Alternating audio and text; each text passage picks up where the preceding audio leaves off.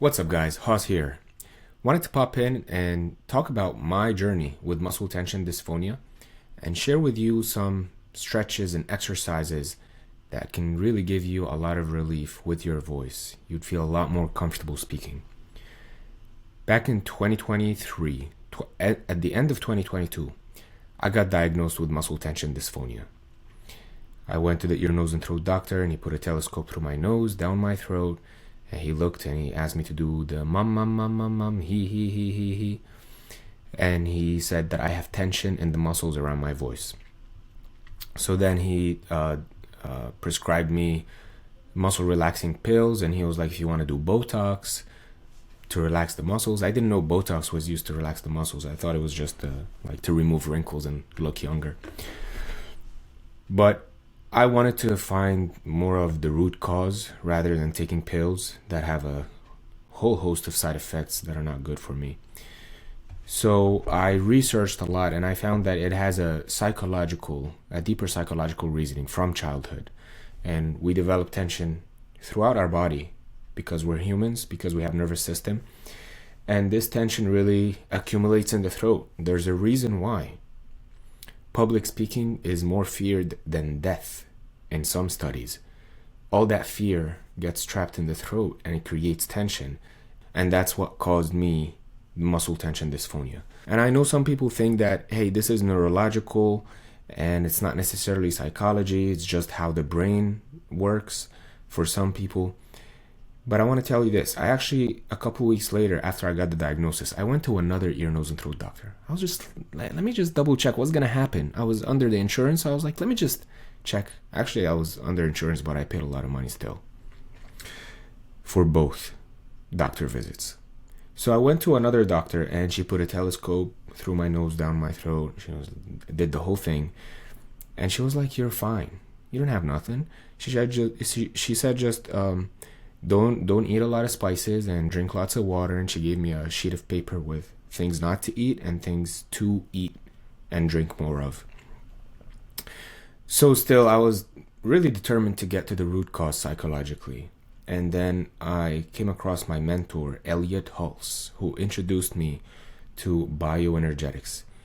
And he actually told me that this is a very common thing for people to accumulate tension in their throat. And then he taught me some exercises to release that tension. Some of those exercises were so powerful and got me great results, and they were also such high effort. And at the time, I was working so much, I just didn't have the time and energy to do all these exercises. So I started to experiment with all kinds of different variations of the exercises. I have a background in music and singing and playing the guitar and doing vocal exercises daily. I invested in so many courses, how to improve my voice and all that. So I started to mix and match everything that I've learned in the past. All the vocal exercises from music, all the vocal exercises from body psychotherapy or bioenergetics. And then I just started to get sustainable results. What really surprised me is speaking up in meetings at work. It was the best feeling in the world for me to speak up in a meeting easily, naturally, without sounding awkward or breaking the rhythm or the flow of things. Just, it feels amazing. And people listen to me for the first time. It was just incredible. So I started to share the story on Instagram. People resonated so much. And then I started to do one-on-one coaching. And then after that, I resigned from my career. I resigned from architecture. I was like, I'll just double down on helping people with muscle tension dysphonia and all kinds of speech impediments, really. I got several certifications in life coaching and how to heal psychologically and energetically.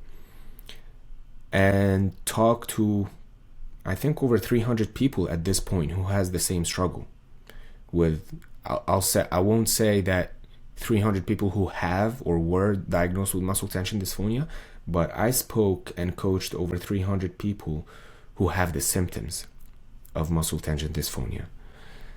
And I was able to refine what really works and what really doesn't work. So all that to say, I guess now you have the backstory. Now you have the background where I'm coming from, and I'd like to share with you some vocal exercises. Oh, by the way, the link in the description, I have a free program. You can join it and learn the foundations for a healthy voice. I walk you step by step. It's so simple, and things are not taught in mainstream anywhere. And I wish somebody had compressed everything and gave it to me when I needed it the most. I struggled with this the majority of my life. I think 30 years of my life. And really my life has been changing every day. I'm still not where I would like to be, and I don't think that will ever happen, because as humans we're always growing, and our ambition keeps moving the goalpost every time we reach it. But in the last 2 to 3 years, oh my goodness, my confidence has improved so much, my comfort, my communication. It's a blessing. It is just a clumsy way to describe it, but it feels amazing to be able to talk. So,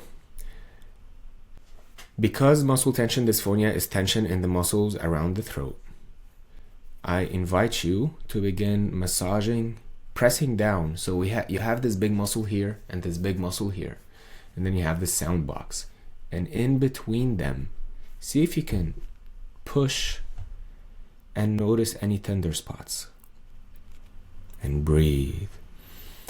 So not only are we tapping into tension that is muscular and physical, it's also packed with emotions. It's likely to be packed with suppressed emotions from 2 years ago, from 2 weeks ago, from 20 years ago, from when you were 6, from when you were 3, who knows? And just allow yourself, give yourself permission to feel emotions. Give yourself safety, assure yourself that you're okay.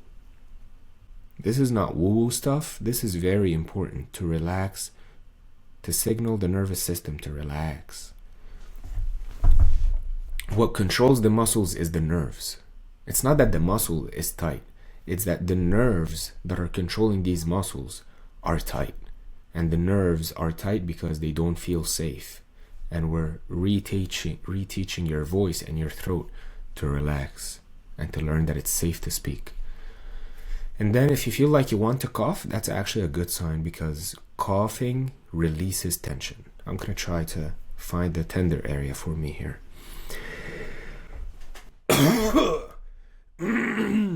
And clearing the throat in this way that you heard, that's actually a sign of a lot of release. Take a sip of water, and I use water with salt. And in the course, in the free program, I tell you the exact ingredients. I use 10 grams of Himalayan salt per 1 liter of water. That gives me the best, creates some sort of traction when you drink water and salt. Anyway, so now do that exercise. Actually, I like to test things, so I'm gonna do now. I'll say, hey, I'm Hoss, and I'll give it a score. First, I'll notice where I felt the vibration in my body, because awareness is the first step to improvement. Hey, I'm Hoss, and you can say your name and notice where you feel the vibration. Hey, I'm Hoss. I'm feeling the vibration primarily here in the upper chest and lower throat. Hey, I'm Hoss. I'll give that a score of 7 to 10. 10 being most satisfactory, and you give yours a score as well. And then I'll do some massages again.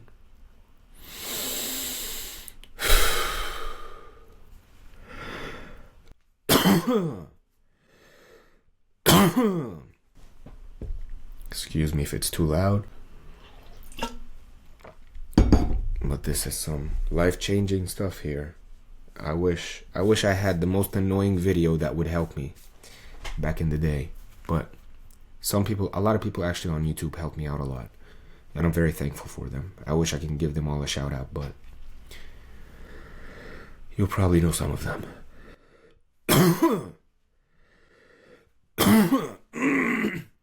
Actually, I'm gonna put a before and after of my voice, how I sounded in 2023 and before that. And you can hear my voice now, obviously, but I'll put a before and after. Actually, I'll do it now. Here was me before 2023. The most dangerous lies aren't the ones we tell others, they're the ones we tell ourselves. You can notice how strained it feels, like I was forcing, and it actually took me like 45 minutes to record a 40-second video. And this is one of, not recent video, this was last year. This is what your body's like when you are in a safe environment, where you're around people that make you feel safe. It's a lot more relaxed, there's a lot more conviction and ease and confidence. And obviously you can also compare it to my current speaking voice, which is more chill, more laid back. So let's get back to the exercise.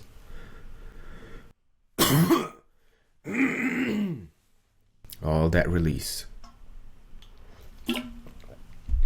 So all that coughing, it creates some sort of scratchiness in your voice, and sipping on water with salt dissolved in it is just, it's a miracle.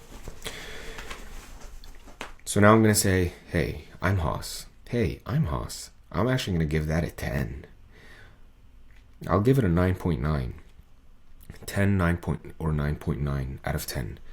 I'm feeling the vibration in the same location, plus it radiates out. It feels very satisfactory.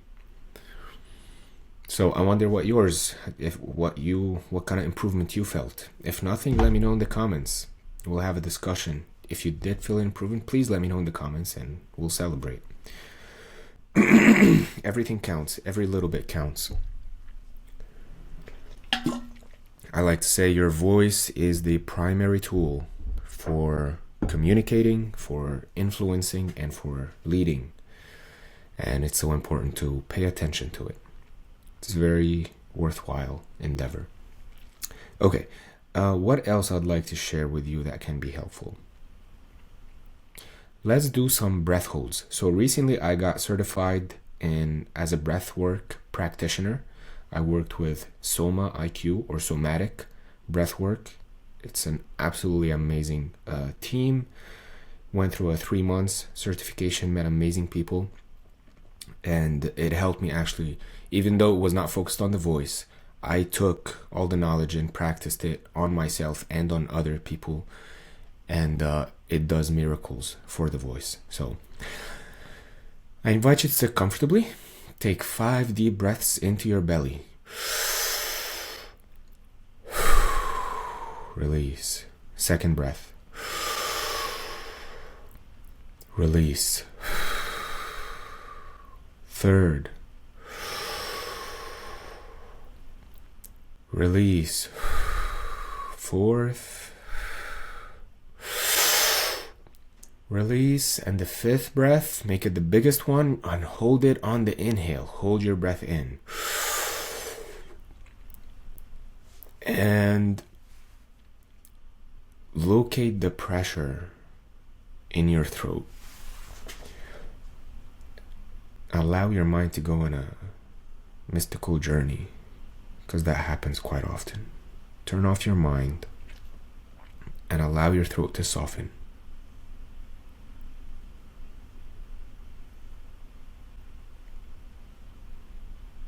Be with yourself.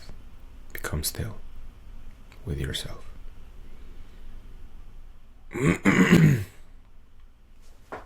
holding space for you. I didn't do the breath hold myself, but let's do round 2 and I'll do the breath hold.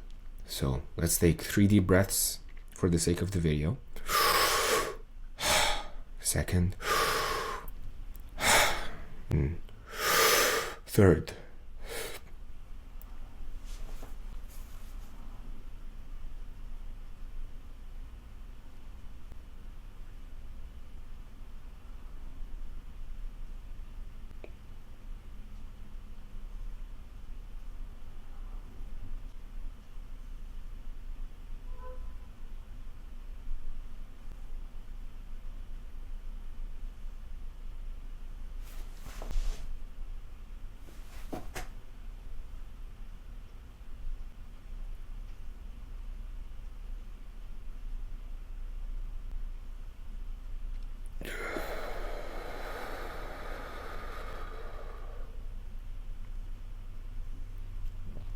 Now I'm going to share with you what I experienced.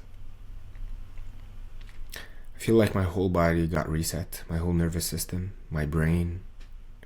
I feel like, you know how when you witness cats and dogs, they're in a state of being. Like they're not overthinking, they're not hustling and bustling, just walking around, just being a primitive animal. That's kind of what I feel like right now. I feel like everything is reset. And all overthinking is gone. So it's pretty cool in that aspect too. It's very therapeutic doing breath work. And I felt I was able to soften areas in my throat. So areas that have been holding on for tension for 30 years of my life began to soften. Even though we're noticing immediate improvement, actually, let me see how much my voice improved. So, hey, I'm Hoss. Hey, I'm Hoss. I actually feel like I activated some higher pitches. I'll give it 11 out of 10. Hey, I'm Hoss. So notice what yours is. It's very important to measure your progress. This is a subjective thing, and by putting numbers on it, you teach your brain and you confirm to your brain that you are making progress, which is super important for motivation. If your brain doesn't recognize the progress, you're not going to be motivated to exercise, and you're not going to have the hope because it doesn't feel like you're getting closer. But when you measure, when you record yourself, I encourage you to record yourself as well every week, saying, hey, your name, and notice how much different it changes every week. That's actually how I got started. If I wasn't recording myself, I would have fell off the track and stayed where I was. I wouldn't have invented the framework that I'm working with right now, that I'm utilizing every single day, because it's very subjective. You have to put numbers to it. You have to take notes and document. So that being said,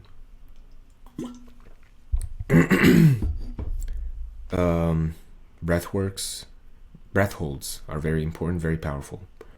Let me know what your experience was in the comments too. I'm very curious. And then last thing I'd like to share with you is the psychological work.